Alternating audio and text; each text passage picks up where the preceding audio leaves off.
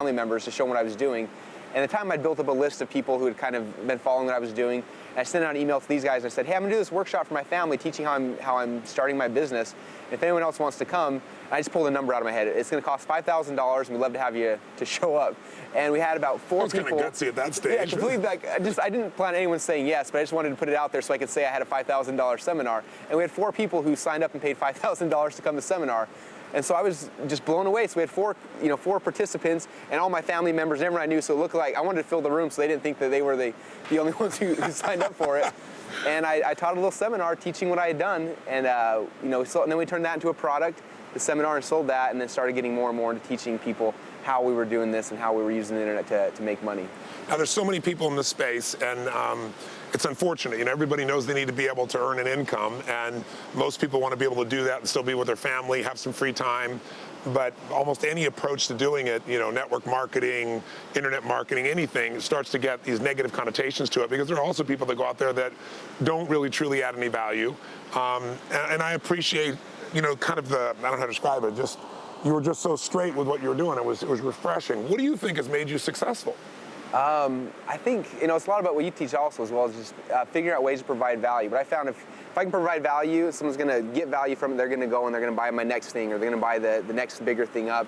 And so for me, it was always a focus on what kind of value you can provide for someone. With the potato gun, for someone who's trying to figure out how to make a potato gun, there's tons of stuff out there. What kind of value, what different kind of value can I provide? So I thought, if we created a nice system that was step by step, someone could take and actually not have to go and just hope they had the right thing, but actually a good system, we could provide value and someone would pay for it. With the business, same kind of thing. We thought, let's teach people how to make a business, but everyone's doing that. How can we make ours different? What's a faster way? What's a better way? What's a way that's going to be more unique, that's going to get someone up and running and successful quickly? As we focus on how can we provide more value and make it quicker and make it easier, I think that's where we've kind of stood out in the marketplace, and people have kind of come after us trying to figure out, yes, I want that. I want to do it quickly. Yeah. I realize if it's going to take me 6 months, I probably won't do it. Right. And I think that's where we kind of, that's become your niche, yeah. If a person's out there and they have their own business, small business of any sort, do these techniques really apply to them? And maybe give us a little idea of how you go about that when you're looking at a company right now. Let's say the customers are hanging on to their money more, the company really wants to add value, but they're doing all the traditional marketing approaches that are, providing declining returns at this stage. Yeah. What we found is, the biggest thing, the internet, people go on the internet to look for information. People think they go on the internet to buy stuff, but the reality is they go to find information so then they can go buy something. And so what we teach is, I'm an information marketer. I know you're an information marketer selling information products, but even if you have a physical business, you can use information products to build your business. And so what we teach our clients, we have clients that are dentists, that are doctors, that own car dealerships, that all sorts of small business owners. What we teach them is basically similar to what we're teaching our information marketing students, is create some kind of information, something that's going to be unique, that's going to be different, that is something exciting when you're advertising it. Because you can put up an ad saying, hey, come by, we got new cars at our car dealership, or cars 20% off, or whatever the thing that everyone's doing. That's not exciting. But if you put up an ad saying, here's a free report showing the 6 scams, or the 5 reasons why our car dealership's going to treat you better, or whatever it is, the information is what people are looking for. They get the information, they go through it, and they become indoctrinated to what you think, to what you're teaching, and they're going to stick with you forever. And so that's what we teach, is put out some kind of information that's going to get someone, again, it's more fun to advertise a free, car buying kit versus, the new car that's in for the day. Yeah. More people are going to respond to that. And then again, you're indoctrinating them. They're going to trust you more than everybody else out there. They're going to buy from you. They're going to refer other people to you, and it's going to grow your business. And when you say indoctrinated, you mean that you begin to add enough value to them that you develop a relationship, they feel they've added enough value. What do you mean by indoctrinated? Indoctrinated, I guess, getting people to have the same beliefs or the same language as you have about something. Right. For example, when I came to UPW and then I sent my wife a couple months later, now me and her have a way of language that we understand things, that we're indoctrinated to kind of your teachings, and we understand the language. And so because of that, we can understand things, get things done a lot faster, because we can say, hey, we need to do this, we need to do this, as opposed to like, hey, I don't know why you're not happy, that kind of stuff. Yeah, you know how to zero in. Yeah, and the same thing can work with if you're in a car dealership, because right now I see car dealer ads that are up there saying, come down, you get this car that's got all these fancy terms, and half the time I don't know what any of them mean. 90 whatever down, and this much, and all these numbers, and I'm not educating the car dealership industry at all. I don't understand what these guys are saying. Whereas if I go through their information and I'm like, oh, that's what this means, that's what this means, and I understand their vocabulary, their terms, how they look at things. Now when I come into the lot, we have a common ground that we can then build off of. And it works pretty much in any industry. And I think it's I think it's important for people in their businesses to create their own language, their own verbiage. You know, in our company, we created a term called micro-continuity. Now, anywhere I go, people are like, oh, I've got my micro-continuity program, and they can relate instantly. As soon as they talk to me, they can relate to me. I understand their business just because of the verbiage and the It's a shortcut, basically, exactly, as well. Yeah. And a lot of times having that shortcut tells you where to look or what to work on or what to focus on to create the result. Exactly. So let's talk about it right now. If someone is out there right now and they're saying, look, I'm in a situation where I want to get a secondary income, or I just have this mission, I have something I want to share with the world, or I got a business I really want to make a shift, how would you tell them to start? Walk me through step by step so somebody watching goes, okay, that's worth watching. They didn't just hang out and talk about in Fiji how successful he is. You know, what do I need to do? Okay, so the first step is you need to understand everyone has some kind of specialized knowledge, something they're good at. It could be something stupid like how to make a potato gun. It could be something great like how to change someone's life. Everyone's got something, and even if you don't think you have something, I know a lot of people come to me and say, Russell, I don't have anything. There's nothing I'm good at. And we can always pull something out if you think hard enough. But if you don't know something, I guarantee that everyone knows somebody that's good at something. Okay, I have a product my dad that we created teaching how to set up business structure, because that's what he's passionate about. You know, I have friends that are good at fitness. We created fitness products. And so if you're not talented, someone you know has some kind of specialized knowledge about something. That's really the first key is to understand that. Okay. The second thing is to understand that there are people out there that are willing to pay for your specialized knowledge.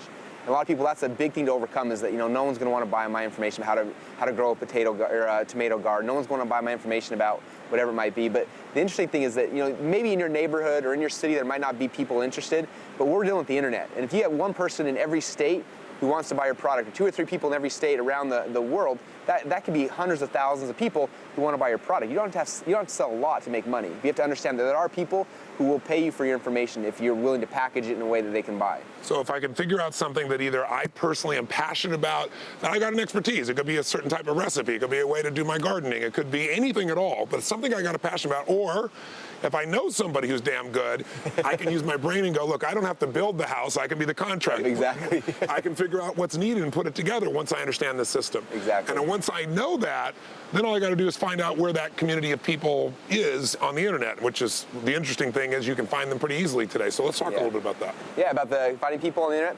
Yeah, so after you found out what your niche is going to be, one big key is creating a system. So packaging it into a CD, a book, whatever, but some kind of system. And then the next key is finding out, obviously, where am I going to find people that want to buy this? And so what we always talk about, what I always tell people is that the internet's a really cool medium before the internet was around, people weren't able to kind of group to congregate together based on similar beliefs. You know, the analogy I always use is the church. People, they congregate together in churches based on beliefs or values. And so, you know, all the Catholics are congregating together, all the Mormons are congregating together, the Baptists are congregating together. And if I was going and I was selling a product that was related to Baptists, I would go and I'd find the Baptist congregation where they're already there, they're already talking, they're already communicating, and I'd try to get my message out in front of them. And so the internet, what's cool about that is that the internet's given the ability where people from all around the world, from every country, from Fiji to America to anywhere in the world, they can congregate together online, and they cluster and they congregate together based on similar beliefs, similar interests, similar values. And so for me, when I was trying to find somewhere to sell my potato guns, I found there were potato gun forums with the 1 or 2 guys who were interested in potato guns in every city around the world. They were all together on a potato gun forum talking about potato guns. There's tens of thousands of these people. And so I went and I just put banner ads on these forums, and instantly I'm the guy selling potato guns to all these hundreds and thousands of people talking about potato guns. So this is, I think, where so many businesses go wrong. In the old days, way before you were around, and even when I was a little tyke, you know, people did advertising and they basically broadcast to the whole world. I mean, there was only, you know, X number of channels, 30, 40, 50 channels. One day there was 10 or 12 or 13, and everybody saw it. And if you could buy that advertising, you'd get in front of everybody. Today, you can go right to the people who share your passion, your desire. You can find them, and you can find them through Google Analytics. You can find them by doing your own searches. And I think right now, most businesses still don't do that. And most individuals don't realize there's a place where I can go fishing where it's a trout farm. It's not like fishing, you know, hoping there's a fish there. Somebody's stalking that thing with what you're looking for. Here they are. You just got to go and grab them out. And how do you tend to find those once you know what your passion is or what your product is in this area? Well, there's a lot of ways. The biggest key for me is understanding, first off, who's my target market? Who is the person ideally that's going to buy this? And a lot of times, there's more than one target market for a product. Right. You know, for me, I'm teaching how to make money on the internet. So I have people who want to start a business. Plus I have people who have business. So I have chiropractors, dentists, realtors. There's tons of different target markets. So that's the first step. And the second step is figuring out where are these people congregating, where are the places online. And there's a lot of them. The first one I always look for are the forums and the message boards, because those guys are like the rabid people who are sitting there talking. And so that's a really easy way to find people. The second way, and probably the best way, is finding people who have email lists of those types of people. Okay, so like for example, I know you have a big email list. People are interested in personal development, self-improvement. And if I had a product, I'd come to you, and you've got maybe 1 million, 2 million people on this list. That's a huge congregation of people that you can then communicate with.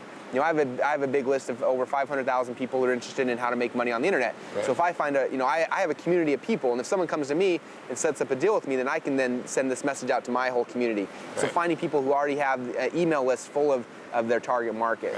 Right. Twitter is the hot topic of the day. Yeah. You can use Twitter to target people really, really close. You can go with Twitter, you can follow people that are talking about certain topics. So if you let's say your favorite band is U2, and you want to find everyone who's talking about U2, you can follow them on Twitter, and suddenly you can build up a whole account of followers of people who are interested in U2.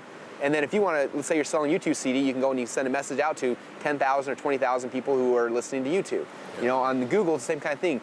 Google's got maybe 10, 20, 30 million people coming there a day, but they're self-congregating themselves based on what they're searching for. They type in potato gun, now suddenly Google will show you, here's the 10,000 people today that search for potato gun, and you can put your ad, your message right in front of them. That's really the power of the internet. Is like you said, you're not going out there and just broadcasting the masses, wasting millions of dollars. Yeah. It's like a sniper rifle. You can find exactly where they're at and just drill right into where you need to be at.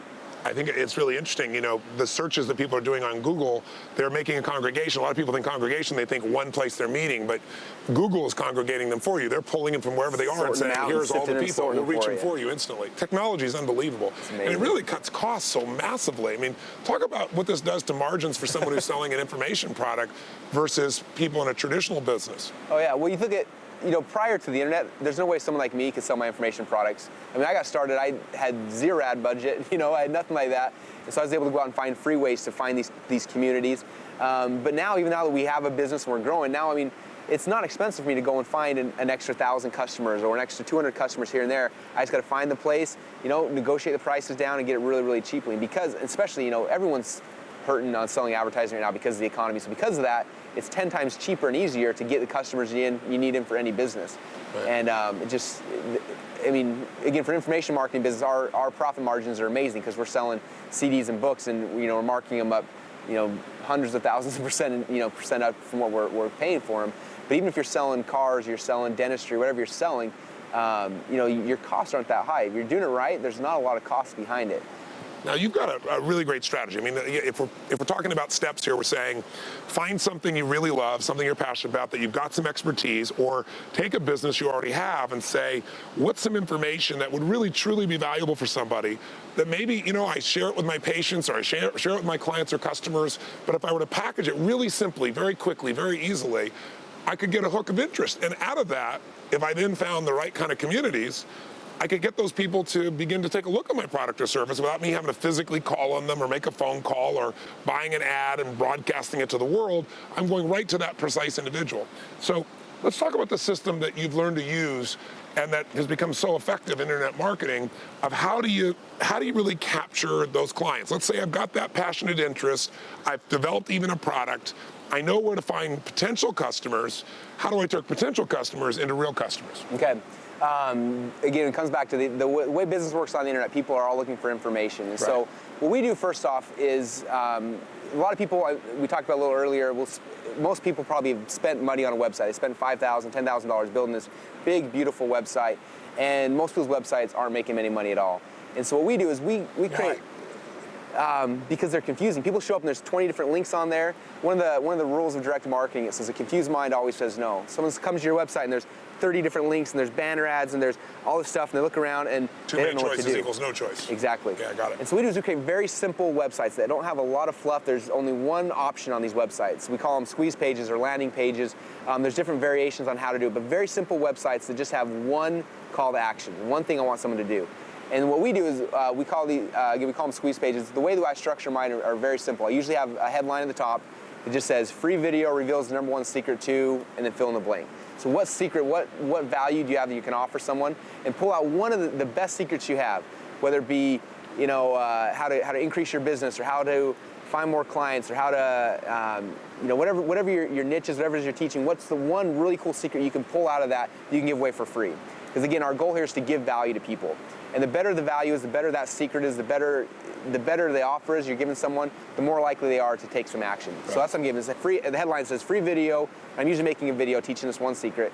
Free video reveals the number one secret to blank. How to shoot a potato 50 yards farther than your friends. How to get the top rankings in Google in 2 minutes or less. Whatever it is, right? And then we're asking people, if you want this free video, all you have to do is give us your name and your email address. If they give us the name and the email address, now we have the ability to market these people over and over and over again. One of the other big problems people have with the websites is they drive people to a website and people come and they see it and then they leave and that person never comes back again. And you don't know who it was. You have no idea who it is. You have no way to follow up with them. Yeah. I've read tests before that say the average person has to see a website 7 times before they trust that person enough to purchase from them. Yes. So someone's come to your site, they search for you in Google, they come to your site, they see it and they're like, oh, this is great, and then they leave.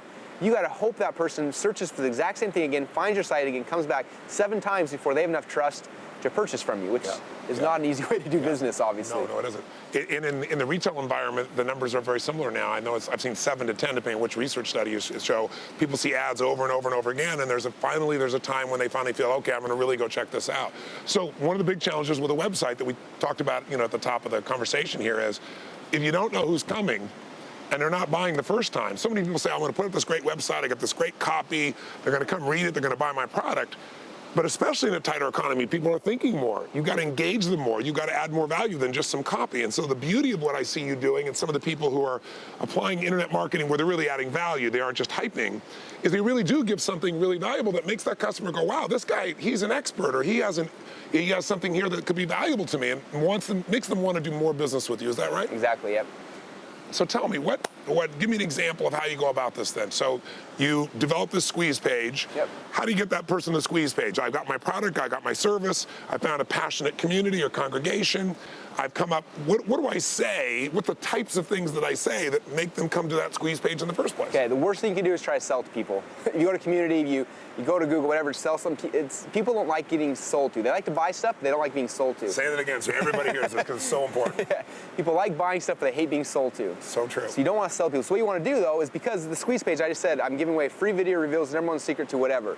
So I do is I go to these communities, I go to these forums, I go to people's email lists, whatever it might be, and I advertise, hey, I got this free video. It's really good. It's going to help you to overcome this. It's going to help you change your life in this way. It's going to do whatever. Go check it out. Just very simple. I'm not pushing. I'm not doing anything else. I'm just saying, there's a free video. Come check it out. Yeah. They come to the site and they're like, hey, that video sounds really good. I'm going to give you my name and email address so I can see that video. They give me the name and email address, then I give them the video. They watch it for free, and again, I just provided some value.